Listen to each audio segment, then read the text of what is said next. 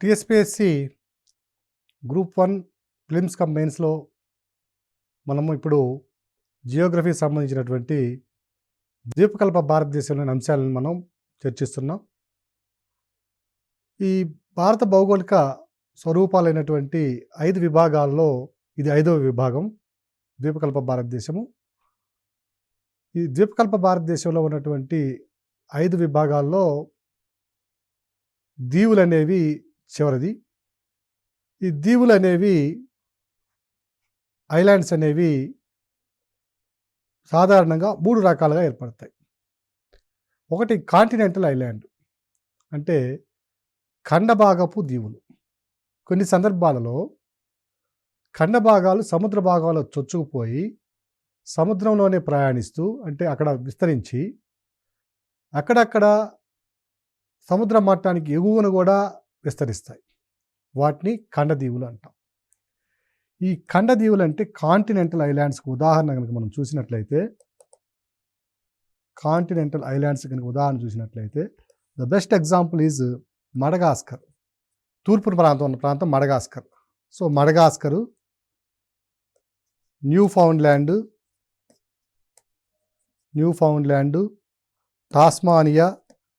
Tasmania వచ్చి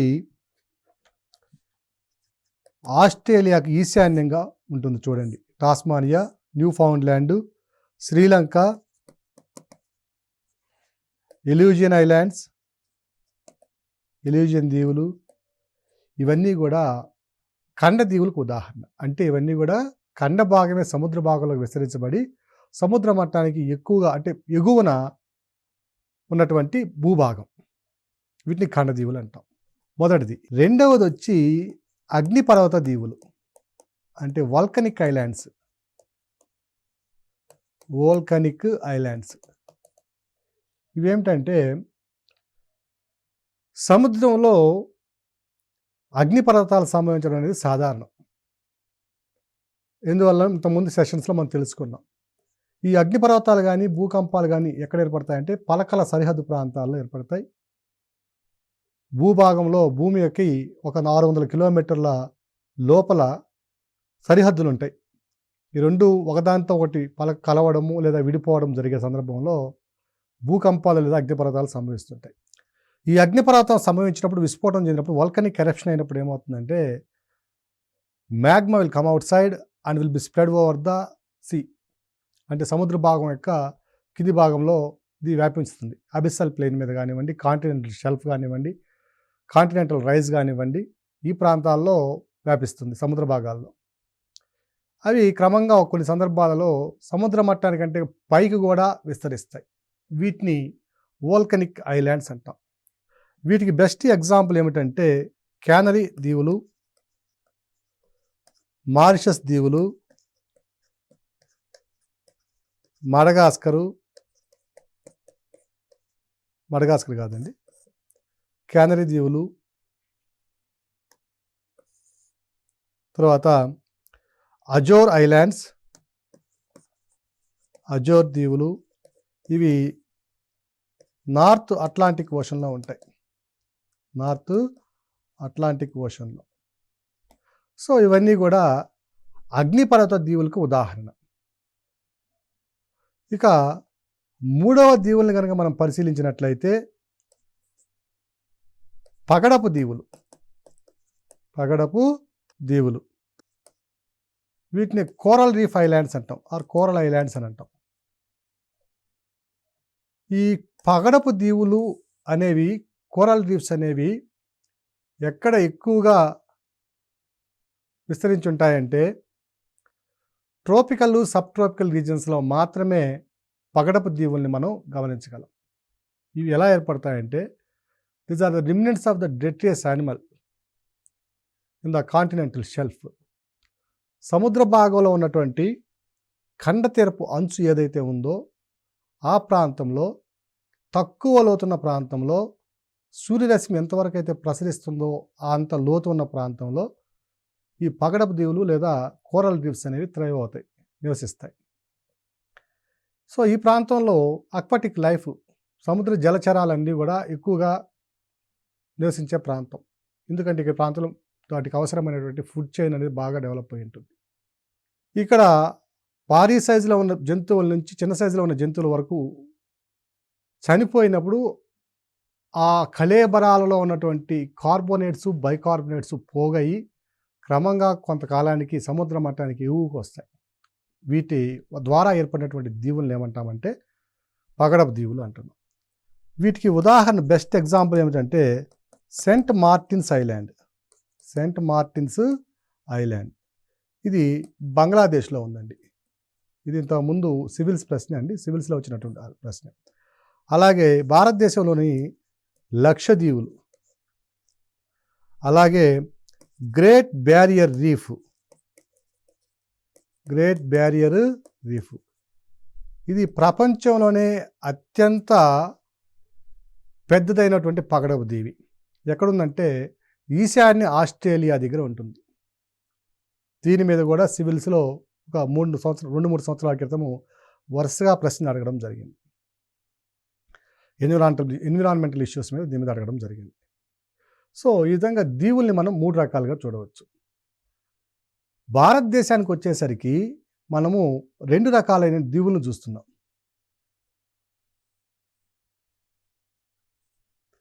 ఇక్కడ లక్షద్వీపులు చూస్తున్నాం, ఇక్కడ అండమాన్ నికోబార్ దీవులు చూస్తున్నాం. సో ఈ అండమాన్ నికోబార్ దీవులు, లక్షద్వీపులు వేటికి ఉదాహరణలు అంటే తూర్పున ఉన్నటువంటి అండమాన్ నికోబార్ దీవులు ఖండదీవులు. ఏ ఖండము అంటే ఇక్కడ మనకి మయన్మార్ ఉంది, ఇది బంగ్లాదేశ్, ఈ పక్కన మయన్మార్ ఉంది. ఈ మయన్మార్లో ఉన్నటువంటి ఈ యొక్క పర్వతం ఉంది, ఆర్కాన్ యోమా పర్వతం. ఈ పర్వతం ఏమైందంటే ఇలా వ్యాపించింది, సముద్రంలోకి విస్తరించింది. ఈ ఆర్కాన్ యోమా పర్వతం యొక్క సముద్ర మట్టానికి ఎగువన ఉన్న దీవులే అండమాన్ మరియు నికోబార్ దీవులు. ఇవి 92 డిగ్రీలు 94 డిగ్రీలు తూర్పు రేఖాంశాల మధ్య, ఈస్టర్న్ లాంగిట్యూడ్స్ మధ్య విస్తరించి ఉన్నాయి. ఇవన్నీ కూడా 92 డిగ్రీలు 94 డిగ్రీల తూర్పు రేఖాంశాల మధ్య విస్తరించి ఉన్నాయి. ఇక అండమాన్ నికోబార్ దీవుల యొక్క అక్షాంశాలు చూస్తే ఇవి 6 డిగ్రీల నుంచి 14 డిగ్రీల ఉత్తర అక్షాంశాల మధ్య విస్తరించి ఉన్నాయి. 6 డిగ్రీల నుంచి 14 డిగ్రీల ఉత్తర అక్షాంశాల మధ్య విస్తరించి ఉన్నాయి. ఈ మొత్తం దీవులు కనుక చూసినట్లయితే అండమాన్లో 325 దీవులు, నికోబార్లో 247 దీవులు ఉన్నాయి. అత్యధికంగా 325 అండమాన్లోను, దాని తర్వాత నికోబార్లో 247 దీవులు ఉన్నాయి. ఈ అండమాన్ నికోబార్ దీవుల రాజధాని పోర్ట్ బ్లెయిర్, ఇది ఎక్కడుందో తర్వాత చూద్దాం. దీన్ని కనుక మనం పరిశీలించినట్లయితే ఏ ప్రాంతానికి దగ్గరలో ఉంది అనే ప్రశ్న 2 సార్లు సివిల్స్లో ఇవ్వడం జరిగింది. ఒకే ప్రశ్నని అంటే వివిధ రకాలుగా అడగడం జరిగింది. ఇది కనుక చూసినట్లయితే అండమాన్ నికోబార్ దీవుల రాజధాని పోర్ట్ బ్లెయిర్ కనుక మనం చూసినట్లయితే ఇక్కడ ఉన్నటువంటి కోల్కతాకి, అండమాన్ నికోబార్ దీవుల పోర్ట్ బ్లెయిర్, ఈ కోల్కతాకి ఇది 1255 కిలోమీటర్లు. ఇక్కడ విశాఖపట్నం ఉంది, ఈ విఎస్కేపికి 1200 కిలోమీటర్లు. చెన్నైకి చెన్నై దగ్గర అనుకుంటాం కానీ 1190 కిలోమీటర్లు. మరి దేనికి దగ్గరగా ఉందంటే ఇక్కడ ఉన్నటువంటి మయన్మార్కి దగ్గరగా ఉంది. ఈ పోర్ట్ బ్లెయిర్ దేనికి దగ్గరగా ఉందంటే మయన్మార్కి దగ్గరగా ఉంది. ఈ మయన్మార్కి కేవలం 190 కిలోమీటర్లు మాత్రమే ఉంది. సో అభ్యర్థులు గమనించాల్సిన అంశం ఏమిటంటే ఇక్కడ అండమాన్ నికోబార్ దీవులు ఏ భూభాగానికి సమీపంలో ఉన్నాయి అన్నప్పుడు అవి ఏ దీవులు సమీపంలో ఉన్నాయంటే మయన్మార్కి సమీపంలో ఉన్నాయి. కేవలము 190 కిలోమీటర్ దూరంలో మాత్రమే విస్తరించి ఉన్నాయి. ఇక ఇవి ఏ విధంగా ఏర్పడినాయి అన్నప్పుడు చూసినట్లయితే ఇవేమో ఆర్కానియమా పర్వతాల యొక్క ఎక్స్టెన్షనే. కానీ ఫార్మేషన్ ఎప్పుడు ఏర్పడిందంటే collision between the Indian plate and Burma plate. India పలకకి బర్మా, మయన్మార్ అంటే బర్మానే, బర్మా పలకకి మధ్య జరిగినటువంటి అభిసరణ వల్ల ఈ రెండు ఒకదానితో ఒకటి ఢీకొనడం వల్ల ఏర్పడిన పర్వతాలు ఆర్కానియమా పర్వతాలు. అందులో భాగమే ఈ అండమాన్ మరియు నికోబార్ దీవులు. సో ఈ అండమాన్ నికోబార్ దీవులు అనేవి they are the southward extension of the Arakan Yoma ranges of the Myanmar. మయన్మార్లోని ఆర్కానియోమా పర్వతాల యొక్క దక్షిణ దిశకు విస్తరించబడినటువంటి దీవులు. ఈ అండమాన్ నికోబార్ దీవుల యొక్క అమరికను కనుక మనం పరిశీలించినట్లయితే అండమాన్ దీవులు ప్రధానంగా 4 ఉంటే నికోబార్ దీవులు ప్రధానంగా 3 ఉన్నాయి. ఈ పైన ఉన్నటువంటి ఈ దీవి నార్త్ అండమాన్ దీవి, దాని దిగువన మిడిల్ అండమాన్, దాని కింద సౌత్ అండమాన్, దాని కింద లిటిల్ అండమాన్ దీవి ఉంటాయి. ఈ అండమాన్ దీవుల్ని మయన్మార్ని వేరు చేసే జలసంధి ఏమిటంటే కోకో జలసంధి, కోకో ఛానల్. ఇక్కడ కోకో దీవులు కూడా ఉంటాయి, మయన్మార్ దీవులు అవి. కోకో ఛానల్ అనేది, జలసంధి అనేది అండమాన్ దీవులని మరియు మయన్మార్ని వేరు చేస్తుంది. ఈ నార్త్ అండమాన్కి తూర్పున నార్కోన్ డ్యామ్ అనే ఒక ఐలాండ్ ఉంది. ఈ నార్కోన్ డ్యామ్ ఐలాండ్ ఏం చేస్తుందంటే, దీని యొక్క ప్రత్యేకత ఏమిటంటే ఇది ఒక విలుప్త అగ్నిపర్వతం, అంటే ఎక్స్టింక్ట్ వల్కనిక్ ఎరప్షన్. ఇది దీవి మాత్రం ఖండదీవి అయినప్పటికీ ఇది అగ్నిపర్వతం ద్వారా సంభవించిన దీవి కాదు. దీవి ఖండదీవికి సంబంధించింది అయినప్పటికీ గతంలో అగ్నిపర్వత విస్ఫోటన ప్రక్రియ జరిగేది. అలాగే మిడిల్ అండమాన్కి ఎదురుగా మరొక దీవి ఉన్నది, బ్యారన్ ఐలాండ్. ఇది కూడా ఒక విలుప్త అగ్నిపర్వతం, ఎక్స్టింక్ట్ వల్కనో. కానీ కొంతమంది దీన్ని డార్మెంట్ వల్కనో అంటాం, అంటే నిద్రాణ స్థితిలో ఉంది, ఎప్పుడైనా కూడా మరొకసారి ఇది విస్ఫోటనం సంభవించడానికి అవకాశం ఉంది అనే విధంగా భావిస్తున్నారు. ఇక ఈ మిడిల్ అండమాన్కి దిగువన ఉన్నటువంటి సౌత్ అండమాన్లో పోర్ట్ బ్లెయిర్ ఉంది, capital of Andaman and Nicobar islands. So ఈ పోర్ట్ బ్లెయిర్ ఎవరికి దగ్గరగా ఉందో ఇంతకుముందు చూసాం. దాని తర్వాత లిటిల్ అండమాన్ ఉంది. ఈ పైన ఉన్నటువంటి అండమాన్ దీవులని, కింద ఉన్నటువంటి నికోబార్ దీవుల్ని వేరు చేసే జలసంధి 10 degrees ఛానల్. ఇక ఉన్నటువంటి అండమాన్ దీవుల్లో అతిపెద్ద దీవి ఏమిటంటే middle Andaman is the largest island. Middle Andaman ఉన్నటువంటి అండమాన్ దీవుల్లో పెద్ద దీవి ఏమిటంటే మిడిల్ అండమాన్. అలాగే గ్రేట్ నికోబార్ దీవుల్లో పైన కార్ నికోబారు, మధ్యలో దీవుల్ని లిటిల్ నికోబారు, చివరి దీవుల్ని గ్రేట్ నికోబార్ దీవులని వ్యవహరిస్తాం. తర్వాత దీని కింద మారిషస్ దీవులు ఉంటాయి. ఈ నికోబార్ దీవుల్ని, మారిషస్ దీవుల్ని వేరు చేసేటటువంటి ఛానల్ ఏమిటంటే గ్రేట్ ఛానల్ అంటాం. అలాగే కార్ నికోబార్ని, లిటిల్ నికోబార్ని వేరు చేసేటువంటి జలసంధి సోంబరో ఛానల్ అంటాం. వీటితో పాటుగా కొన్ని దీవులను కూడా మనం గుర్తించవచ్చు. ఇక్కడ పైన చూసినంటే ల్యాండ్ ఫాల్ ఐలాండ్ అని ఒకటి ఉంటుంది. అలాగే ఇక్కడ హెవలాక్ ఐలాండు, నీల్ ఐలాండు, ఇలాగే కొన్ని ఐలాండ్స్ని మనం తప్పనిసరిగా గుర్తించవలసిన అవసరం ఉంది. ఎగ్జామినేషన్ పాయింట్ ఆఫ్ వ్యూలో ఈ ఐలాండ్స్ అన్నింటినీ కూడా మీరు గుర్తించాలండి. అండమాన్ నికోబార్ దీవుల యొక్క సంస్కృతిని, సామాజిక పరిస్థితులను కనుక మనం పరిశీలించినట్లయితే ఇక్కడ 4 రకాల నిగ్రిటో జాతికి చెందినటువంటి ప్రజలు, ఒక 2 రకాల మంగోలాయిడ్ జాతికి చెందినటువంటి ప్రజలు ఉన్నారు. ఈ 4 రకాల నీగ్రిటోలు ఎవరంటే ఓంజీ, జార్వా, సెంటినలీస్ అండ్ 4వది అండమానీస్. ఇక మంగోలాయిడ్ జాతికి సంబంధించినటువంటి వాళ్ళు షాంపెన్ అండ్ నికోబారీస్.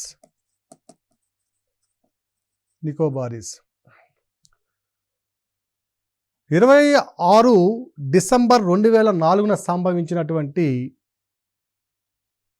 సునామీ వల్ల ఈ ఓంజి జాతి ప్రజలు దాదాపుగా తుడిచిపెట్టుకుపోవడం జరిగింది. ఇవి కూడా సివిల్స్లో 2005లో 2006లో వీటి మీద ప్రశ్నలు ఇవ్వడం జరిగింది.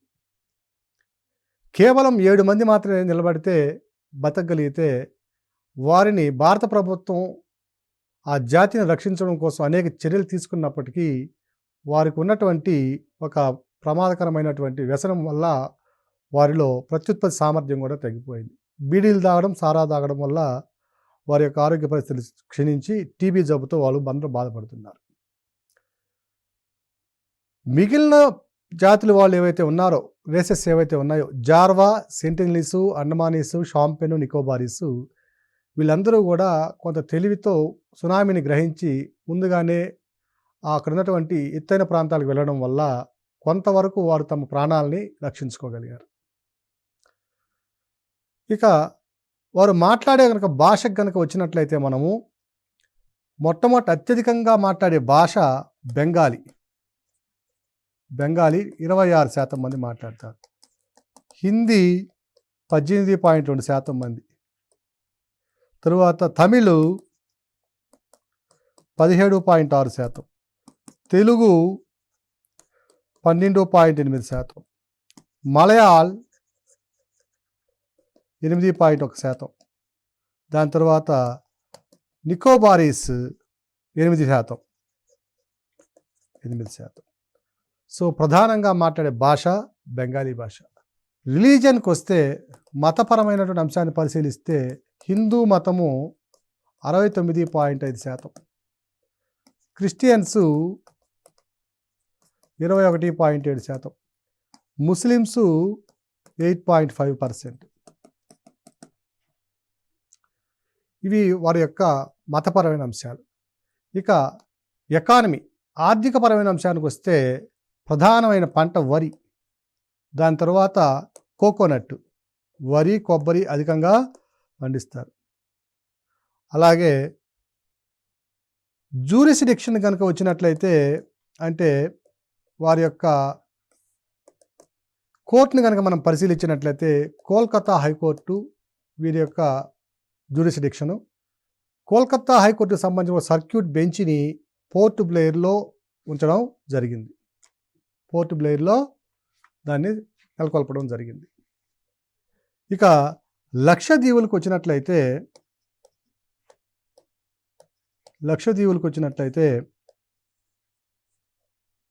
ఇవి మీరు అట్లాస్లో చూడండి. చట్లట్ ఐలాండు, తరువాత కిట్టన్ ఐలాండు, కడ్మట్టు, అమిని, కవరత్తి, మినికాయ్ ఐలాండ్స్, తర్వాత ఇక్కడ మాల్దీవ్స్. ఈ మినికాయ్ ఐలాండ్ని మాల్దీవ్స్ని వేరు చేసే జలసంధి ఏమిటంటే 8 degrees ఛానల్. ఈ ఐలాండ్స్ని 3 రకాలుగా వర్గీకరించుకోవడం జరిగింది. ఒకటి అమిని దీవులు, రెండవది లక్షద్వీపులు, మూడవది మినికాయ్ దీవులు.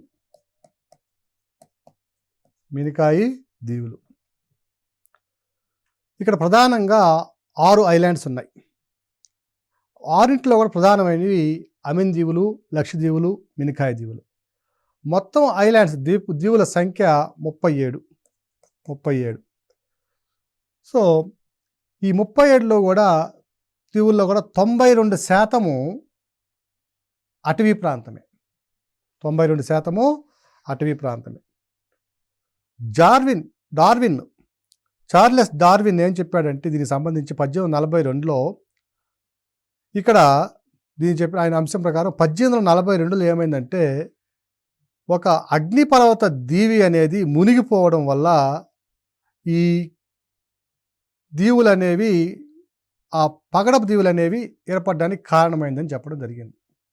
ప్రజల్ని కనుక మనం పరిశీలించినట్లయితే 90% ప్రజలు ముస్లిమ్స్ ఇక్కడ. అలాగే